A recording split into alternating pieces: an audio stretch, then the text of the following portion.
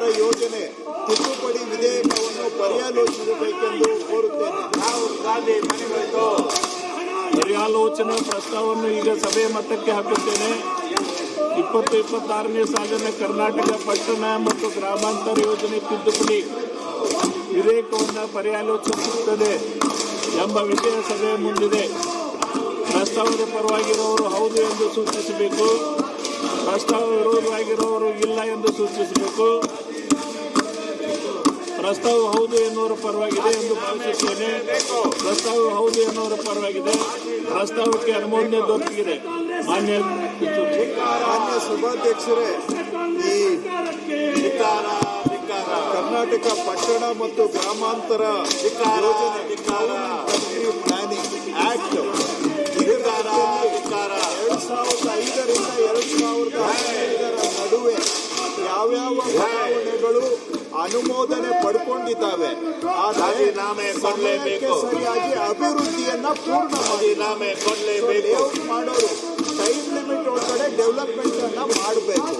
ಆ ಸಮಯದ ಒಳಗಡೆ ಬಡಾವಣೆಯನ್ನ ಅಭಿವೃದ್ಧಿ ಮಾಡಲಿಲ್ಲ ಅಂತ ಹೇಳಿದ್ರೆ ಅವರಿಗೆ ಗೈಡೆನ್ಸ್ ವ್ಯಾಲ್ಯೂ ಅಲ್ಲಿ 3% ಅಷ್ಟು ಅವರ ಮೇಲೆ ಒಂದು ಪೆನಲ್ಟಿಯನ್ನು ವಿಧಿಸಿ ಅವರು ಕಂಪ್ಲೀಟ್ ಮಾಡಿದ ನಂತರ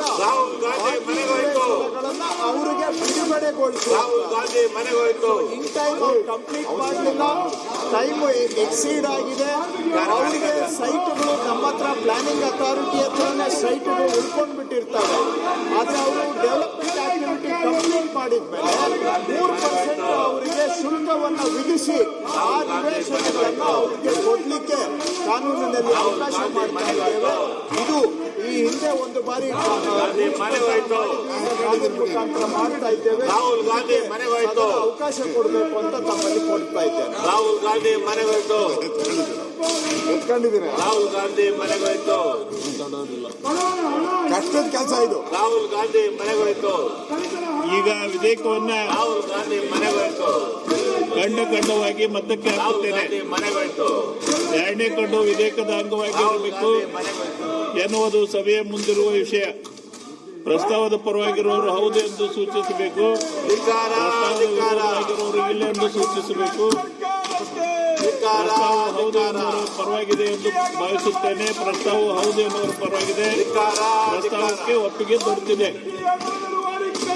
ಎರಡನೇ ಕಂಡು ವಿಧೇಯಕದ ಅಂಗವಾಗಿದೆ.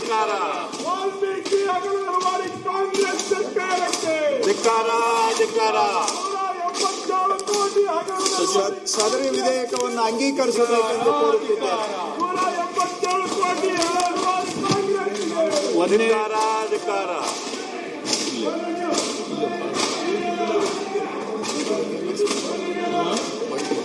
ಪ್ರಸ್ತಾವವನ್ನು ಮಂಡಿಸಲಾಗಿದೆ.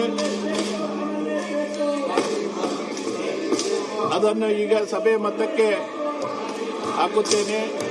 2026ನೇ ಸಾಲಿನ ಕರ್ನಾಟಕ ಪಟ್ಟಣ ಮತ್ತು ಗ್ರಾಮಾಂತರ ಯೋಜನೆ ತಿದ್ದುಪಡಿ ವಿಧೇಯಕವನ್ನು ಈ ಸಭೆ ಅಂಗೀಕರಿಸಬೇಕು. ಪ್ರಸ್ತಾವದ ಪರವಾಗಿ ಇರೋರು ಹೌದು ಎಂದು ಸೂಚಿಸಬೇಕು. ಪ್ರಸ್ತಾವದ ವಿರೋಧವಾಗಿರುವವರು ಇಲ್ಲ ಎಂದು ಸೂಚಿಸಬೇಕು. ಪ್ರಸ್ತಾವ ಹೌದು ಎನ್ನುವ ಪರವಾಗಿದೆ ಎಂದು ಭಾವಿಸುತ್ತೇನೆ. ಪ್ರಸ್ತಾವ ಹೌದು ಎನ್ನುವ ಪರವಾಗಿದೆ. ಪ್ರಸ್ತಾವವು ಅಂಗೀಕರಿಸಲ್ಪಟ್ಟಿದೆ ಮತ್ತು ವಿಧೇಯಕಕ್ಕೆ ಅನುಮೋದನೆ ದೊರೆತಿದೆ. ರಾಹುಲ್ ಗಾಂಧಿ ಮನೆಗೋಯ್ತು. ಅಧ್ಯಕ್ಷರೇ, ರಾಹುಲ್ ಗಾಂಧಿ ಮನೆಗೋಯ್ತು. ಮಾನ್ಯ ಅಧ್ಯಕ್ಷರೇ, ರಾಹುಲ್ ಗಾಂಧಿ ಮನೆಗೋಯ್ತು. ಮಾನ್ಯ ಅಧ್ಯಕ್ಷರೇ, ವಿಧೇಯಕಗಳನ್ನ ಅಂಗೀಕರಿಸಿಕೊಟ್ಟದ್ದಕ್ಕೆ ಧನ್ಯವಾದಗಳು. ನಾನು ತಮ್ಮ ಮುಖಾಂತರ ಮತ್ತೊಮ್ಮೆ ಅವರಲ್ಲಿ ಮನವಿ ಮಾಡ್ತಾ ಇದ್ದೇನೆ. ಸಾರ್ವಜನಿಕ ಮಹತ್ವದ ವಿಷಯಗಳು ಅದರಲ್ಲಿ ಜನತಾ ದಳದವರು ಕೂಡ ಮನವಿಯನ್ನ ಕೊಟ್ಟಿದ್ದಾರೆ. ಅವರು ಜನತಾ ದಳದವರು ಮನವಿಯನ್ನ ಕೊಟ್ಟು ರಾಜ್ಯದಲ್ಲಿ ಮುಂಗಾರು ಮಳೆ ಕೊರತೆಯಿಂದ ಬರಪೀಡಿತ ಪ್ರದೇಶಗಳಲ್ಲಿ ಬರ ಪರಿಹಾರ ಕಾಮಗಾರಿಗಳನ್ನು ಕೈಗೊಳ್ಳೋದರ ಬಗ್ಗೆ ಸರ್ಕಾರದ ಗಮನ ಸೆಳೆಯಬೇಕು ಅಂತೇಳಿ ಜನತಾ ದಳದವರು ನೋಟಿಸ್ ಕೊಟ್ಟಿದ್ದಾರೆ. ಆಡಳಿತ ಪಕ್ಷದ ಸದಸ್ಯರು UB ಬಣಕಾರ್, ಶಿವಣ್ಣವರ್, ಶ್ರೀನಿವಾಸ್ ಮಾಡೆ, ಉದಯ್, ಪ್ರಕಾಶ್ ಕೋಳಿವಾಡ್, ಗಣೇಶ್ ಪ್ರಸಾದ್ ಹಾಗೂ ಇತರರು ಕೊಟ್ಟಿದ್ದಾರೆ. ದಯವಿಟ್ಟು ಸದನದಲ್ಲಿ ರಾಜ್ಯದ ಸಮಸ್ಯೆಗಳು ಚರ್ಚೆ ಮಾಡೋದಕ್ಕೆ ಅವಕಾಶ ಮಾಡಿಕೊಡಿ ಅಂತೇಳಿ ನಮ್ಮನ್ನ ಹಾಗೂ ಪ್ರತಿಪಕ್ಷದವರನ್ನ ಮತ್ತೊಮ್ಮೆ ನಾನು ಮನವಿ ಮಾಡ್ತಾ ಇದ್ದೇನೆ. ಸದನದ ಸಮಯ ಹಾಳು ಮಾಡಬೇಡಿ, ಸದನದ ಸಮಯ ಹಾಳು ಮಾಡಬೇಡಿ, ಸದನದ ಸಮಯ ಹಾಳು ಮಾಡಬೇಡಿ. ಮೇಲೆ ಕುತ್ಕೊಂಡು ಮಕ್ಕಳು ಇದೇನಾ ವಿಧಾನಸಭೆ ಅಂತ ಒಂದು ರೀತಿ ಬಹಳ ನೋವಿನಿಂದ ನಮ್ಮನ್ನ ನೋಡ್ತಾ ಇದ್ದಾರೆ.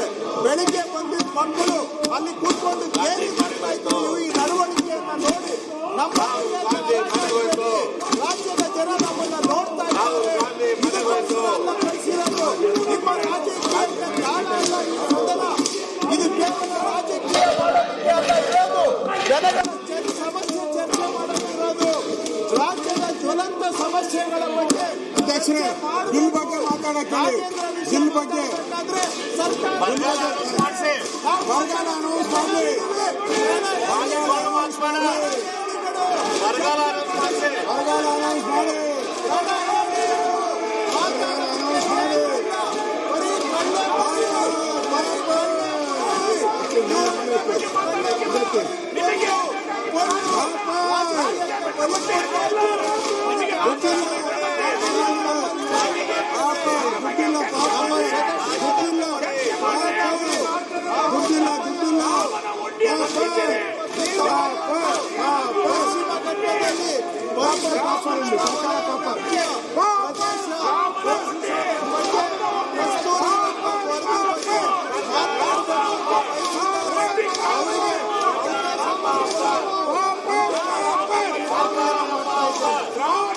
ಈಗ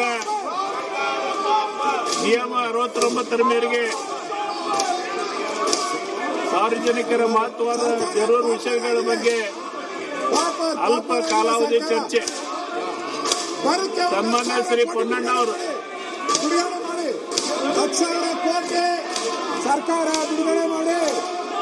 ಬಾಗುರು ಬಾಬಾ ಬಾಬಾ ನೀವೇ ಬೇಕಾಯ್ತು ಬಾ ಓಡದ